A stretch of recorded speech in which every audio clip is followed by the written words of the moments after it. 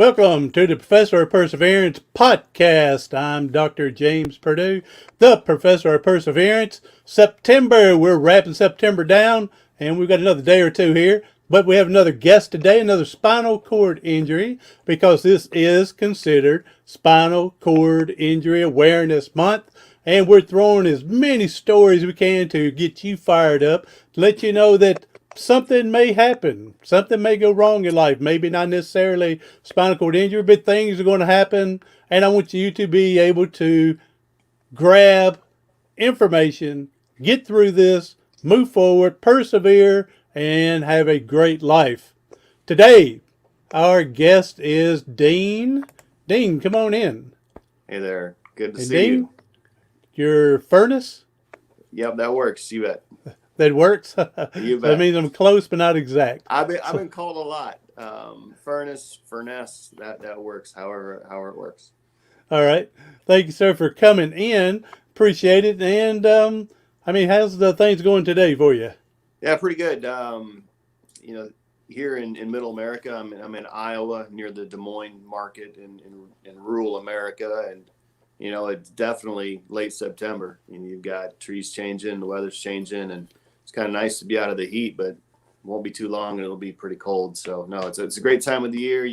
As much as it may not be appropriate this year, you can kind of smell the football in the air, right? On the Saturday mornings, there's a game coming, and you just feel the cool in the air, and it would just be nice to be able to get back to enjoying some of that like we used to, but all in due time. The big SEC kicks off this weekend finally. Oh yeah. So Tennessee, Tennessee and South Carolina play at 6:30 our time, Central Time.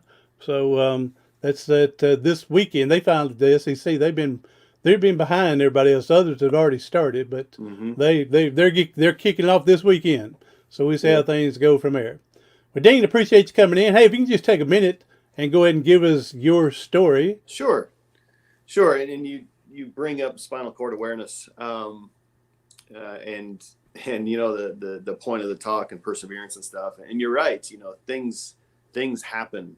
And in my case, 9 years ago, this coming December, I had a hay bale fall from a tractor and crush me in the seat of the tractor, and in effect, leaving me with a T5 complete spinal cord injury. And just to kind of give some of the background, we've got some horses on our property here. My wife grew up with them, and my daughter rides as kind of a show horse type scenario with Western and English riding, and travels around the country to perform and compete that way. And so we have a few of those animals here on the property, and as it gets cold here in Iowa, the pastures aren't able to be used, and so we buy large bales of hay. In our case, they're 5 to 7 feet tall, depending on how big they are, and they're round bales, and so they usually last a couple of weeks with a couple of horses eating on them.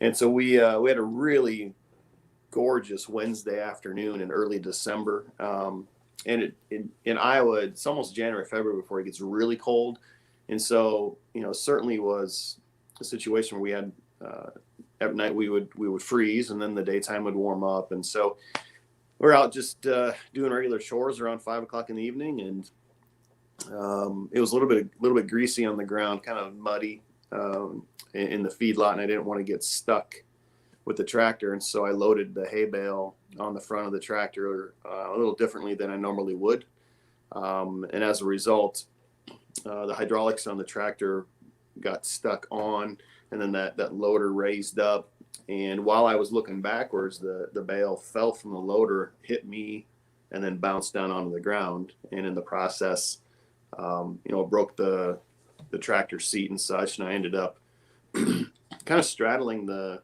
transmission of the tractor with the gear shifter between my legs, and was holding up onto the wheelchair to kind of, or I'm sorry, holding up on the steering wheel to try to stable myself, and there I was. So it was maybe 100 feet from the house, a football throw away from the house, around our barn and shop area, and had to wait for about 45 minutes for my wife to come out and ask if I needed help with chores, and I needed more than that. But I was still conscious. I didn't have, as I say in my TED talk, it wasn't very graphic. In fact, I had no bruising. I had no internal soft tissue damage. I broke my sternum, a couple ribs, and T5 and T6 vertebrae were pretty much shattered. And so I feel very lucky in that manner. I mean, while you're out waiting for help to arrive, a lot of things goes through your mind, wondering what is really wrong. I mean, it was pretty evident right away that I wasn't, I couldn't feel my legs. I knew what had gone on, but you didn't know if you had liver damage or a spleen or whatever. And so to that point, I was lucky. And then maybe just to finish the story there, being in a small community, all of the EMTs and fire folks are volunteers. And so when they arrive to help me, they're my friends. And they're the parents of their kids are in the same grade as my kids. And so it's interesting how the folks that came to help me were very much in my life already. And it was really kind of settling and comforting to know that my friends were there to take care of me, if that makes sense. And so off to the hospital you go. I spent 4 weeks there, transferred to Denver, a place called Craig Hospital, the spinal cord specialty hospital, for about 6 weeks, and came home. And here we are 9 years later. So. And here we are. That's right. And we're glad you're here with us. Because some people don't make it through their spinal cord injury. Now, I'm going to tell you right now, just 2 days ago, I interviewed, I don't know if you heard of Chad Hymas. And boy, y'all could have the same story. He had this bale of hay. This is a reenactment, he said, but he had his bale of hay trapped on top of him. And like you said, where your wife came out 45 minutes later to say if you needed help, he said it was about 45, 48 minutes that his wife found him underneath here. And then the same thing, most of the firemen, EMS, are people just volunteers and friends. So the same thing came to help him, like you said, friends. And also he said that he went to Craig Hospital as well, Craig Rehabilitation. So wow, y'all almost got the same story. He's got quite the following. If you want to attend or listen to some of his talking, he hands down, right? International, authorship and everything. Like I reached out to him, I suppose 2 months ago, asking him advice on getting some things published. And so, as you go through some of the injury, there's a lot of journaling isn't maybe the right word, but I've done a fair amount of writing to start to describe some experiences. And especially as you get a chance to get on stage and do some keynotes. And then of course, the TED experience, starting to put that together to eventually publish something. And then one of my goals is hopefully to get that by the end of the year.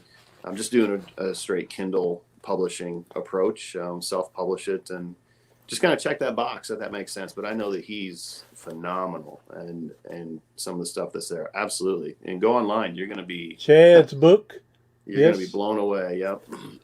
He, I've written a few books. One about how I got in a wheelchair, and you talk about journaling.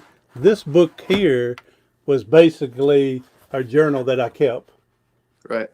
I was told a few years ago I had colon cancer, and I thought for the good or the worst, good or the bad, I'm going to journal whatever happens, whoever I talk to, and then I went on and took the journal pretty much because it's already written and put it in. And so I actually go September 21st, week 1, day 1, and whatever happened.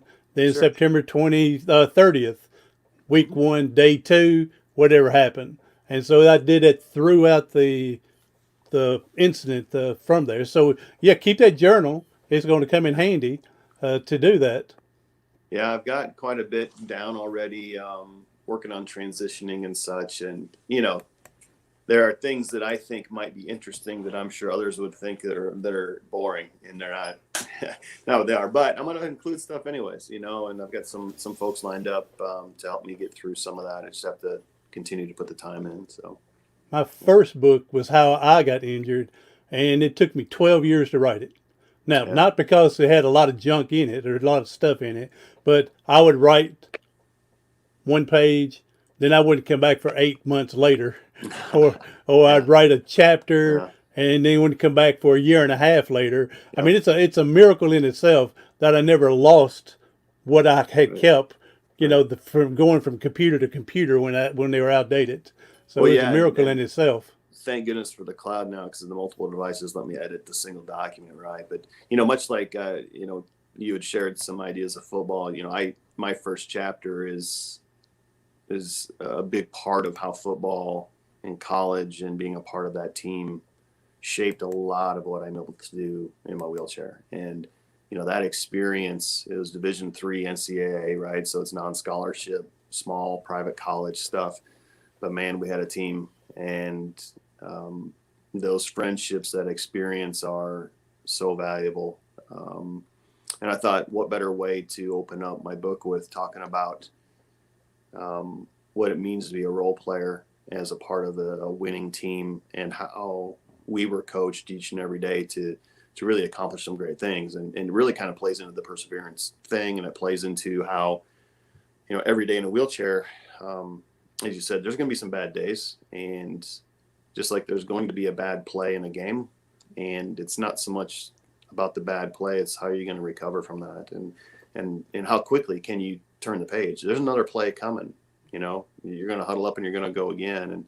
And even today, I help coach our girls basketball team in high school, and we really coach the kids on moving on to what's next as quick as possible, because the ball's at the other end of the court. If you stomp your foot, you roll your eyes, you're upset about a play, it's too late. It's already moved on. So That's awesome. You're getting into coaching. I coached girls basketball in the 7th and 8th grade level. uh-huh. I did that for probably 12 years or whatnot. Mm-hmm. Coached baseball for a long time. When I first went to college, it was on baseball scholarship, Uh-huh. and my injury got hurt from playing a pickup game of football. No Oh wow. pads, no helmet, but it Yeah. was tackle, and Yeah. so Yeah. that's how mine happened. Now we're taking a quick picture. Tell everybody what this picture is here. Yeah, sure. So this is an MRI that was taken a couple of years after my injury. And I went in to get an MRI just to verify how the hardware that is put in my back was coming together. It's hard to see in this picture, but there are 2 titanium rods in my back, and you're looking at a profile. So you're looking at my left shoulder through my body to my right shoulder, and you might faintly see 4 screws that are on the right hand side of that circle going into the spinal cord. But to be honest, I mean, the real easy way to depict this, the really bright white stripe down the middle, that is my spinal cord, and the line where that breaks is where the cord was severed. And so just to the left, you see the spinal column, and you'll see the vertebrae that have been shattered and essentially been crushed. And so to the left of the picture, my sternum sticks out. To the right is just kind of the normal arch of my back. And it's just something to get people to understand, what does a T5 complete injury mean? In my case, it's pretty much where your sternum and your rib cage comes together at that point right above your stomach. And it's from that point down that I have no feeling or ability to use my legs or anything like that. So but yeah, this is what happened, right? There aren't any other. I could show some other pictures, and all you're going to see is some stitches in my back. You're not going to see a black eye. You're not going to see a trach. That's it, And from there, I was in a clamshell to kind of hold myself together until I got strong enough, and here we are. This is an amazing picture in itself for me. Image here. And again, inside the circle, you'll see where it's divided, a black line, and Mm-hmm. that's where your Yeah, injury, the spinal cord, has been completely severed. correct. Where mine, I'm an incomplete. I wouldn't have that complete line or any, because I think Mm-hmm. mine would just, they said it was the peripheral nerves around the center, the spinal cord itself was damaged more from there. Yeah, and I So think just to help people understand a little bit more about it, complete incomplete is interesting in that, in my case, that little black line might look like a small gap, right? But you're talking about a part of your body that isn't a muscle or a bone that doesn't really heal like you might consider it, right? So somebody might ask, well, why doesn't it just heal and connect the gap? Well, we're talking that there's scar tissue in there that healing would have to get through. And you're talking microns of movement that a nerve would heal, as opposed to, in this case, a very, very large gap, right? So I was pretty much told, yeah, you're probably not going to walk again. And I was told very early on. It didn't really shut me down, to be quite honest. It was kind of, all right, let's get to work. And, something that's really interesting too, just to bring it forward, I can't rotate my ankle. I can't move my toes. I can't move my leg or whatever. But it's interesting in that they do react to touch, even though I can't tell. So if my kids were to come tickle my foot will move and recognize something's bothering it. Or I don't know how many times I've broken my toe going through a doorway and clipping my foot because I was hanging off my wheelchair. But I can't feel it, but my leg sure is bouncing around like it can feel it. And so as much as we were taught growing up that your brain is what tells your finger to move away from the candle, right? There's knowledge or something in your spinal cord before it even gets to your brain that helps you with that. Otherwise, my foot wouldn't react, right? My brain can't even tell the things going on. So it's interesting how much power there is in the nervous system in general without even involving your brain. My buddy John Bentley coming in and say hello, Dean. Hey, John. Looking forward to learning from you today. John Bentley, again, if y'all need a speaker, John Bentley does a great job. Go to his website, John Bentley. Do a Google search, you'll find him on transformation. Thank you, John Bentley, for coming in. So, all right. Well, you seem to, for 9 years ago, you seem to be a fairly upbeat individual. At any point during this, did you go through what you would call a depression, where you were in the dark area for a while? I'd be lying if I said I didn't, but I would also be very upfront saying I didn't feel like I was. So I'm sure that there are professionals that would have indicated as such, or if so, they would have just assumed, how could you not be depressed? You can't walk anymore, right? And to be quite honest, I was frustrated. I was kind of honestly just pissed off about not being able to do certain things.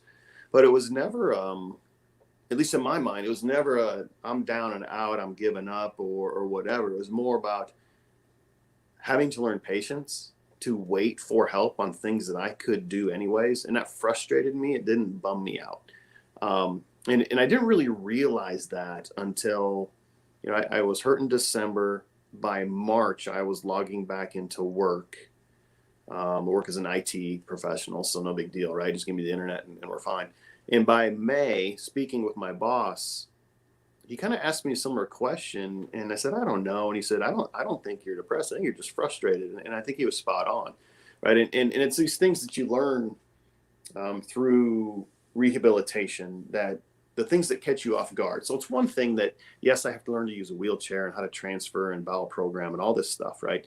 But then you go to wheelchair class and they're going to play basketball.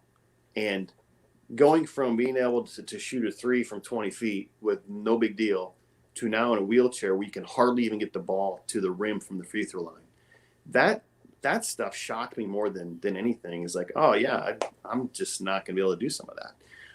And so I've really found a way, I think, to number one, we don't use the word can't in my house.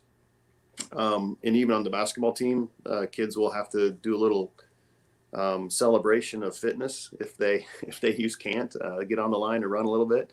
But you're allowed to if you put the word yet after it. So I can't yet. And I think as long as you continue to think about it, or I can't, but I can, it's just going to be in a different way.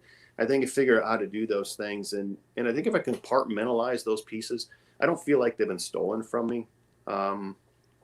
They're just another part of the challenge and so on, but they've been a little bit less important. And I think as time went on, especially as I got into some of the wheelchair racing,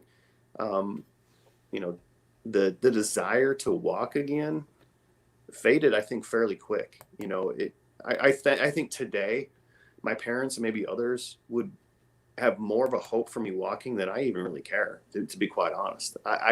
And that sounds really harsh maybe, but I get around so fast in my wheelchair. If you want to go to Walmart and go shopping, bring me with. We'll get that list done in a heartbeat because we'll just zoom around and go.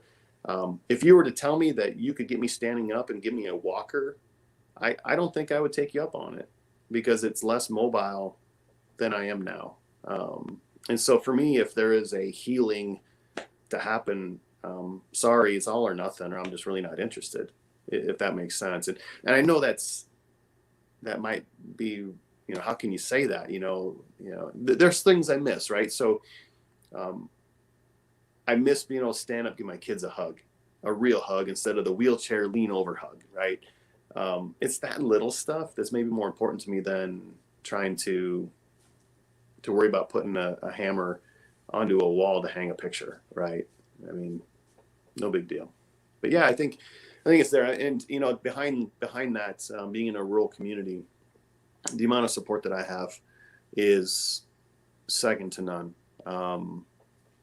It started the night of the injury, and it has not let up.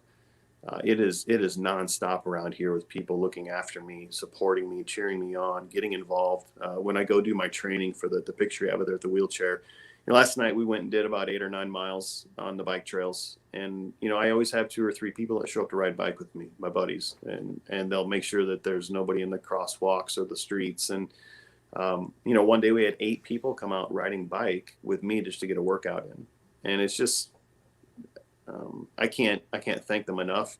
Granted, they're going to say, "Hey, you're keeping us in shape too," but no, I get a lot more out of it when they can come and support me and go from there. But, When they're getting a lot more out of it too, because they're getting satisfaction that they're helping, and yeah, they're getting enjoyment watching you to show that how far you've come and continue to go. So it's more than just you getting satisfaction, them helping you. It's they're getting things out of it too, or they wouldn't be there. Plus, they yeah, enjoy your company.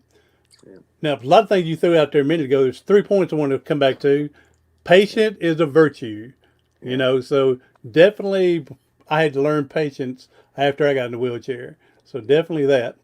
And the other thing, it will go back to your coaching, also staying active with your pushing, Mm-hmm. exercise and whatnot. So is this what race is this? This is from a race in the Des Moines, Iowa market. They call it a 10-mile pursuit. In fact, if COVID hadn't been around, I would have competed in that last weekend again. But the thing along those lines with, just to address patience real quick, right? I can be pretty hypocritical in that I can tell you all the things in the world that are really going really well, but I know a half hour from now I might struggle with that exact point. So, none of us have it all figured out, wheelchair or not, right? And so when you get into the wheelchair racing, patience plays a role there too. My physical therapist, I call her the captain of my team. She's in charge, and she challenged me uh, to get involved at a different level. And she had caught wind that I have something called a freewheel that attaches to the front of my wheelchair, and a Mm-hmm. freewheel takes your little small wheels off the ground, so you can have a tricycle and such. And I was just pushing around the city blocks while my kids were at practice, and she caught word of that and said, "Why don't you just do a half marathon?" And so my first race was in 2016. I did a half marathon in my day chair with a freewheel, and I was hooked. And talking about the perseverance side of it all, it was when that started that I really was able to tap into every day just a little better and a little better and a little better without having to worry about setting a big goal. Well, that transitioned into the picture that you had shown, and actually being in an honest to goodness wheelchair that is made for racing. And my first big race was Chicago Marathon in 2017. And since then, I've done 7 or 8 marathons, including Boston. Um, and just from a perspective, what you're seeing in the picture there, that's the first quarter mile of that race. Um, the typically, at the level that I try to compete at, the runners aren't going to keep up, right? And we're going at a 13, 14, 15 mile an hour pace for the duration of the marathon. And and I'm not elite, right? There are the Paralympians that are 17, 18 mile an hour, or even more. So the the interesting part is that I'm often locally the only wheelchair. I'm the only one that, I mean, there's kids in high school that compete and such, but I'm 48 and you got all these runners there. And even to that point, they're all so supportive. They'll yell if there's somebody in the way and so on. And, shoot, they'll help me as I need it. So, the patience though becomes obsessive a bit. I went out last night. I say it was a 8.5 to 9 mile workout. It was a really short workout. We shortened it because I just wasn't feeling well. But I think last week we hit 1,000 miles on the year in terms of pushing.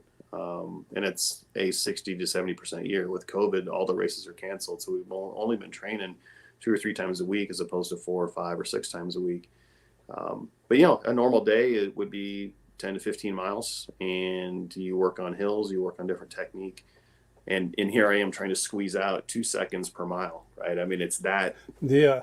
I'm frustrated when I get done. Like, why didn't I go harder right at that one spot, right? And but in the end, like I said, it's fellowship with my buddies. It's allowing me to stay in shape. It helps me focus on what's next. And right now, unfortunately, I think what's next is Boston in April next year. I just don't think anything's going to happen for us between now and then. There's a community in Nashville. I live right outside of Nashville, and I can't think of the name of the program. But what they do is they're able bodied and they Mm-hmm. train with the wheelchair or other disabled people, Yeah. and they help them prepare for a marathon or half marathon Oh, wow. and go with them. And like Uh-huh. if like I'm a quadriplegic, and if I got to a hill that I would struggle to get up, instead of Yeah. using all my energy to get up there that I'm so Yeah. where I can't, they will help push me. Of Yeah. course, with me doing my part as well, Yeah. up the hill, and then they'll let go and run beside me as we're going.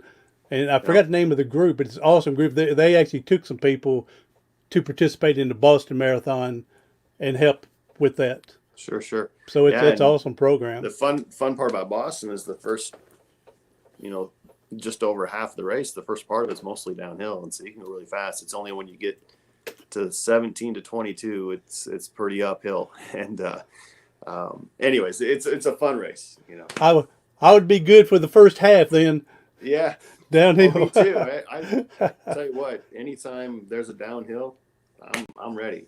Oh, I know it. Yeah, I tell people I enjoy the downhills. They just can't stand the uphills. Yeah. So, all right, awesome. So now, with you being, I mean, you're positive. There's no doubt about that. But how you what kind of support group do you have?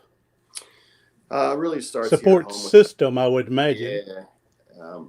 It starts with my wife. Obviously she's had to put up with me in this situation now for almost 9 years, and there's days where I know I'm cranky. I guess we all get that way, especially with COVID. We're all cooped up a little bit, and she just kind of snaps at me and says, "You just snap out of it." I'm like, "Okay, yeah, you got me." But no, it started with her in the hospital, being very consistent with not allowing me. She didn't allow me to fade, and it was, she would call me out pretty quick. She knew I was a competitor and everything, and so she kept digging at me to make sure I didn't lose sight of that early.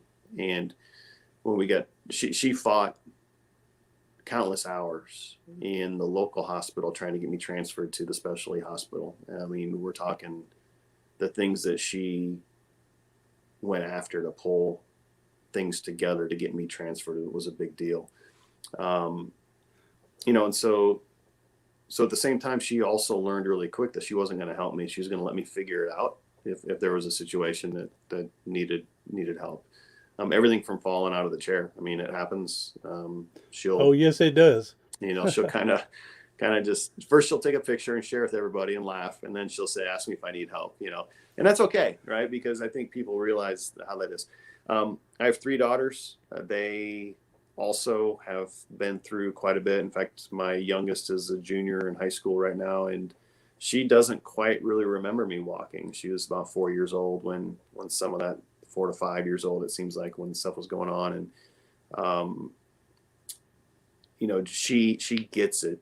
She knows that even if I can scold her for being in trouble, for like kids get in trouble, she knows 30 seconds later, if I need help, she'll be there to help me. And so she's been able to separate some of that. Aside from that, the community I live in, just to kind of make it real for people, the kids go to a public high school, normal state of Iowa high school. There are 40 kids on average in the graduating class. It's that small of a town that, my daughter will graduate with about 40 people in her class. And so everybody knows everybody. The parents are all involved. Add in the support I have from work. Add in the support that I have from the Paralympic team and the friends that I know in Illinois to get me going with the racing. Those guys, it's pretty humbling to be able to be on the same track with the best in the world and to be treated as just a normal guy. And I try to do right by them as well that way. And so it's far and wide, never would I imagine you'd have over 2 million views on the video. To me, that is also support in its own way. I try to answer as many of the comments that people put on there. The support is crazy. So yeah, for what it's worth, there's just a lot going on there. And one of the things that's maybe interesting, as I was leaving Craig Hospital that last week, there's a couple of things that really were interesting. When they pull you into the room and say, "Hey, you're done," and you kind of laugh and say, "What do you mean? I'm not walking. We're not done." I said, "No, you're good. You're going home." I'm like, "Oh, what? I'm going home." And I asked one of the guys there. There's a gentleman that's actually on the U.S. wheelchair rugby team, Team USA. He's a board member at the hospital, or was. And I said, "Hey, they're sending me home. What am I not ready for?" And he didn't miss a beat and simply said, "There are going to be people that were once in your life that are going to fade. There are friends that are going to fade away. And there are going to be people that have always been there that are going to elevate and be stronger friends for you." And he said, "It's not because they aren't friends. It's because they just don't know how to handle what you're in, and it bothers them." And so, and it's spot on, right? I have all the friends in the world, and all those other friends that are really great, I can call on them whenever I want. But the paths have diverged a little bit. And so, that support group, it plays a really, really big role that way. Yeah, it goes back to the friends you're talking, is they feel uncomfortable because they don't know what to do. Mm-hmm. They're afraid they're going to upset you if they try to do. They just don't know, and they're too afraid to ask, or too ignorant to ask. I don't know. Plus, they're moving on with their life. Yeah. And so, I have no problem, because the same thing was told to me when I was in the hospital. They said, told my mom, and my mom related to me, doesn't matter how popular you think you were in high school and college. Yeah. Once things are done and over with, there'll be 5 real close friends that would stay with you most of the way through. And I was going, "You're crazy." Not that she was about right when she said that. Yeah. So, and again, everybody, I got her 2 weeks into college. So everybody else is still growing, dating, married, having kids, doing whatever. And I was last on their list, which is understandable. Yeah. So, yeah, but I want to drop back real fast here. Sure. I said I had 3 things, and we said patience, and we talked about your athletic and coaching stuff. The third thing you'd mentioned, and you said this would be hard to understand. This is for people that are not paralyzed. For people that are freshly injured may not understand it. You said if they told you they can get you walking with a walker, you would say no, because you're more efficient sitting, moving as fast as you can, where a walker would slow you down and whatnot. So yeah. I can understand that, because I've been in a wheelchair now 37 years. Yeah. So I can say, I think people that are, I don't know how long is long. I don't know how long is long, but I would think the longer you're in the wheelchair, I would think the first thing people would want to get control of is not the walking anymore. The longer you're in a chair, it's bowel movement and controlling UTIs. Yeah. Yeah. I think so, right? So there's, and I'm a lot like you. I'm an open book. You have a question, ask the question, right? And I think I try to treat it as you're asking me a question as if you're a child, and that means you don't have any malice or directive behind it. You're curious, so let's talk, right? The walking thing is interesting. I don't put a lot of value in the need to look you in the eye to shake your hand. I can still shake your hand. I can still look in the eye, but I don't need to be as tall as you to do that. I don't put a lot of value into some of those things. And like I said, thankfully, the ADA laws, so on and so forth, right? I can go most anywhere. And, most of the places that I get anxiety with going somewhere is if I go to somebody's house for two reasons. I have to get up their steps in the front, and then I leave tire marks on their floor. I can't wipe my feet off if it's dusty or dirty where I came from. So once you kind of get over that a little bit, and to be honest, at Craig Hospital, when you have 7 or 8 hours a day of rehab, there isn't a lot of time to sit and think. You're moving from breakfast to fit class to PT to mat class to OT to lunch to classroom to wheelchair class. I mean, it's all day, every day that way. So you bring up a good point, though. The mechanics of being in a wheelchair, in terms of not being able to feel. I cannot tell. Well, I couldn't early on. I had to learn, when it was time to go to the bathroom. Every time I went to the bathroom, it was because a clock beeped and said it was time. You decide to go to the toilet, and instead of feeling full, you just make a schedule at 7:00. That's where I'm going to be, on the toilet. And it's amazing how much of your life gets stolen by that a little bit, being that you can become a slave to it. And I've learned on both cases to not let my bowel program drive my calendar. I'm the decision maker on when it's time to do that. And at the same time, I've learned to understand, like when I get flush, I know it's time to go to the bathroom. I can just feel something. And so I don't set a clock for every 4 hours and go and use a catheter. I in the mornings, it's probably every 90 minutes. In the afternoon, it's probably 5 hours. And it's just because I don't feel I need to. So I'm really careful to not be a slave to that. From the UTI perspective, I've only had a couple, knock on wood. It's been years since I've had one. But it devastates my day, right? I mean, the fever that you get, it's a serious infection, and it shuts me down. And I'm thankful that I haven't ran into any of that in quite a while. But, so for those that are new to an injury and such, my only advice is that get past the embarrassment of soiling yourself. It's going to happen.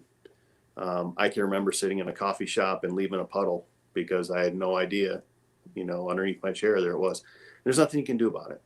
And get over that. And understand that nobody really is going to judge you based on what's going on with that.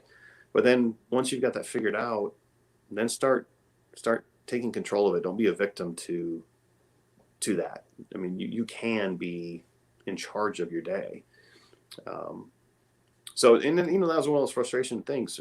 I'm sitting in the rehab hospital, and it's time to go do my physical therapy, and I look down and I've soiled myself, and it takes me an hour to change clothes, get cleaned up, and get new clothes on, and I've missed my physical therapy appointment because of that. And yeah, it's frustrating.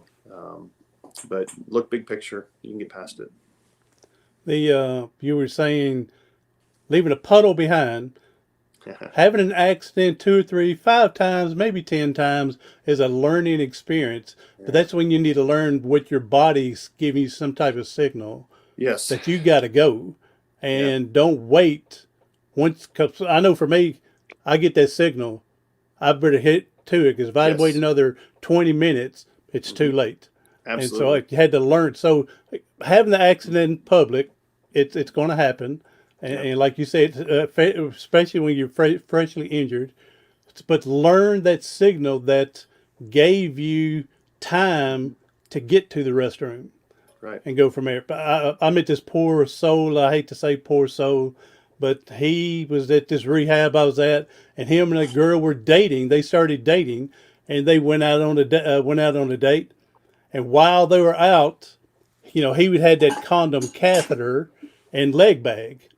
Well, the condom catheter slipped off, and he wet himself Oh, wow. on the date. Well, Yeah, he yeah, was so embarrassed, which is understandable, yeah. especially when you're on a date. But she was at a rehab. She walked. I don't know what she was there for the rehab for. I forgot. So she would understand. Most at the beginning would go a little shocked, but he tried to take care of it.